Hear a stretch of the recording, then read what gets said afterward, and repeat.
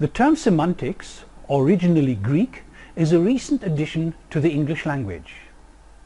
However, in its early use in the 19th century, the term was not used simply to refer to meaning, but to its development, with what we today call historical semantics.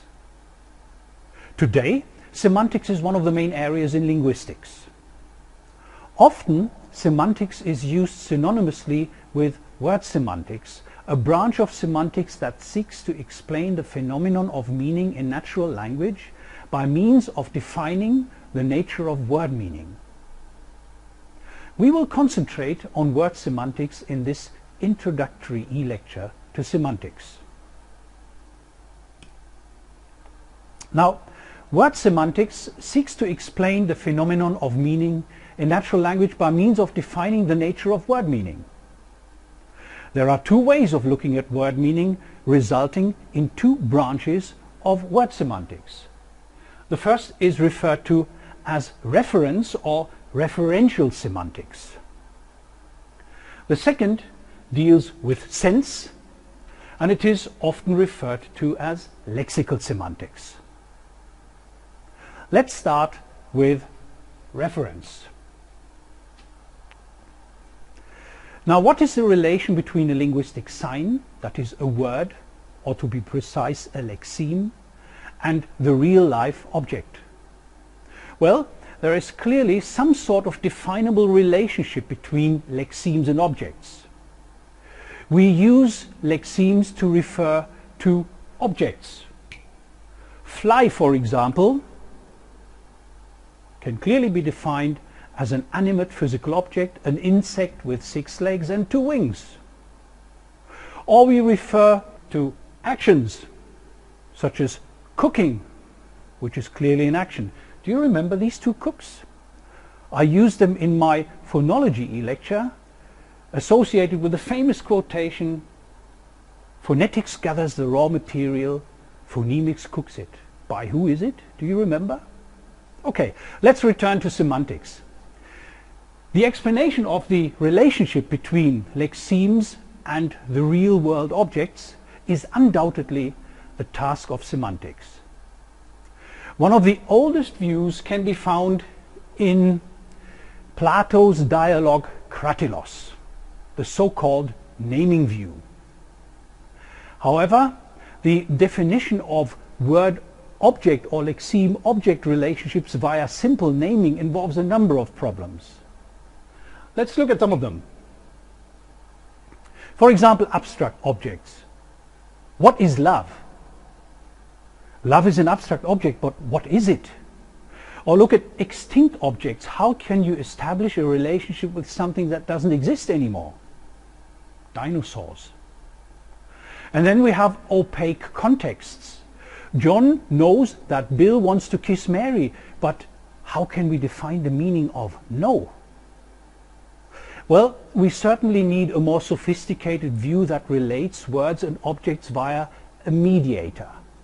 And this mediator is referred to as concept. So we have to expand the unidimensional naming view by a third dimension. So let's do it. Here you see the extension. Now, the solution to the problem of explaining the nature of word meaning is now to define the meaning of a word in terms of the image or concept in the speaker's or hearer's mind.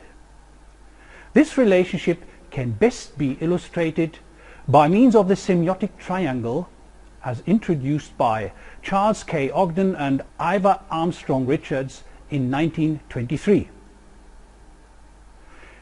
The idea is that words and objects may be related in several ways. Their model, by the way, is referred to as the semiotic triangle.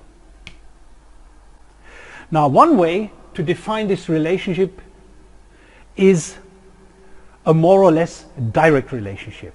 This direct relationship between the object, here our fly, and here the linguistic symbol, can be realized in 2 ways. The first one is referred to as onomatopoeia. Well, here is the Greek word.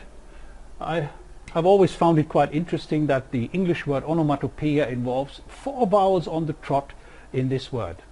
Well, it goes back to the Greek original, which consists of the 2 items onoma and peo, where onoma means name. Now, onomatopoeia works relatively well for items such as cow. Now, all over the world, the object cow is associated with the sound moo. It works well here, doesn't it? However, it works less well for dogs, where in English dogs are associated with the sound bow wow, and in German dogs go wow wow. What about your language? Do Germans and English perceive animal noises differently? Well, maybe not. In any case, onomatopoeia is not a stable relationship between linguistic signs and objects. Look at the cock over here. Oh, well, is that a cock? I think it's a turkey. Well, let's consider this as a cock. It's interesting to associate the sound with it. That's what I'm after. In German it goes kikeriki, whereas in English you would associate it with the sound, guess? Cook-a-doodle-doo. So what? Are these different animals? Well, I think you can see clearly that onomatopoeia only affects a handful of items.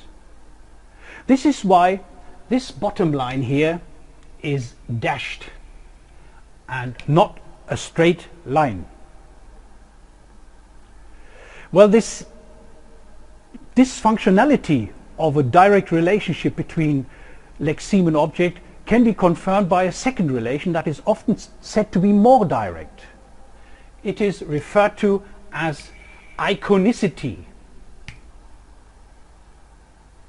That is, the use of imagery in linguistic signs, or more precisely, a term referring to the property of some linguistic symbols whose physical form closely corresponds to the characteristics of the object they refer to. Here are 2 examples where it seems to work. Let's look at this object first. Obviously, a big object, a whale.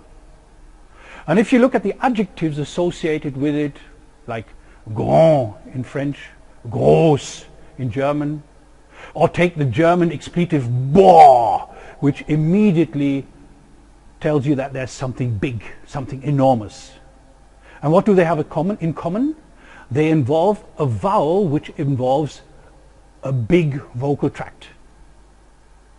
So the size of the vocal tract seems to indicate that we have a big object.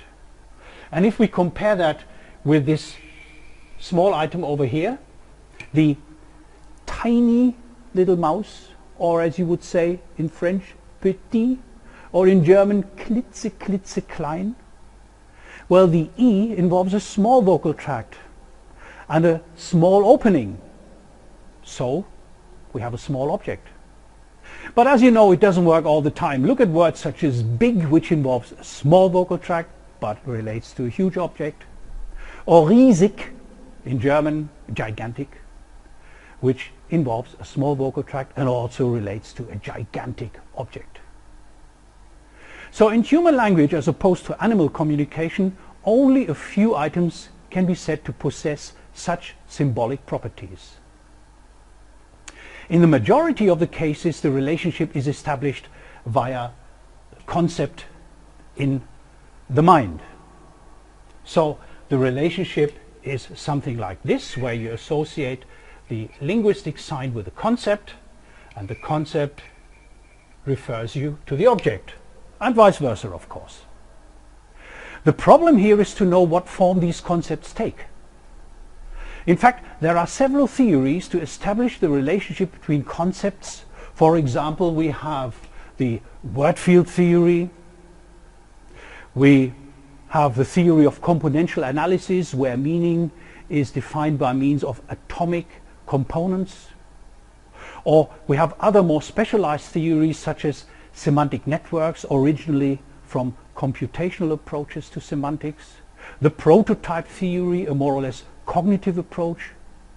And finally, the theory of meaning postulates, which is a logic-based theory of word meaning. All these theories and other approaches will be explained in more advanced semantic e-lectures.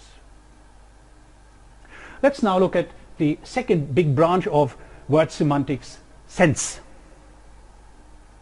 While reference deals with the relationship between the linguistic elements and the non-linguistic world of experience, sense relates to the complex system of relationships that hold between the linguistic elements themselves. It is only concerned with intra-linguistic relationships. For this reason, some linguists refer to this field as lexical semantics. There is disagreement among linguists, though, about the number of semantic relationships at the level of words. The most common view defines 3 semantic relationships, which you can see over here. Let's illustrate them. Synonymy, that is the semantic relation of relatedness of meaning, refers to all types of semantic relatedness, that is, 2 words have an identical semantic core but different extensions. Well, here is an interactive tool which you can find in the virtual session about word semantics. It displays the lexeme woman in the center. Now what could a synonym of woman be? Well, certainly female would be one. So woman and female are synonyms. Antonymy, our next sense relation, refers to all types of semantic oppositeness. There are various types of antonymy. For example, gradable antonymy, which involves adjectival relationships such as big and small. You can grade them, bigger, smaller. And then we have non-gradable antonyms such as dead versus alive. You cannot be less alive. And there are further types. So let's look what we can define as an antonym of woman here. Well, there's something like man, of course. Whether they are true opposites, I do not know, but certainly they're not gradable or non-gradable. Homonymy, our third sense relation, is a basic semantic relation where one lexeme is included in another one. Let's see what we have got here. Yes, we have human as the superordinate term of woman. So human is a superordinate term which includes the hyponym woman. Once more, the superordinate term is called hyperonym. The set of subterms or subordinate terms are called cohyponyms, that is, the hyperonym human includes the hyponym woman. Shall we try another one? Okay. Well, here we have cell. The synonym of cell, well, that's something like vend. And the antonym of cell, buy. Well, that's clearly some sort of opposition. And the hyponym would be something like transfer, because sell involves, just like buy, the transfer of money. Some linguists even include a fourth relationship, namely meronymy. And this is a sense relation between parts and wholes. For example, in this little picture here, you see that the mouth is part of the face, the eyes are part of the face, the nose is part of the face, and so on and so forth. Not all semanticists subscribe to these positions. Some prefer a more extended view of hyponymy as one relationship and would define incompatibility as a second. Well, this e-lecture is just an overview of the central topics of word semantics. We did not discuss the details of sense relations, the components and principles used in conceptual theories, let alone how we can specify concepts formally. This will be covered in depth in further semantics e-lectures.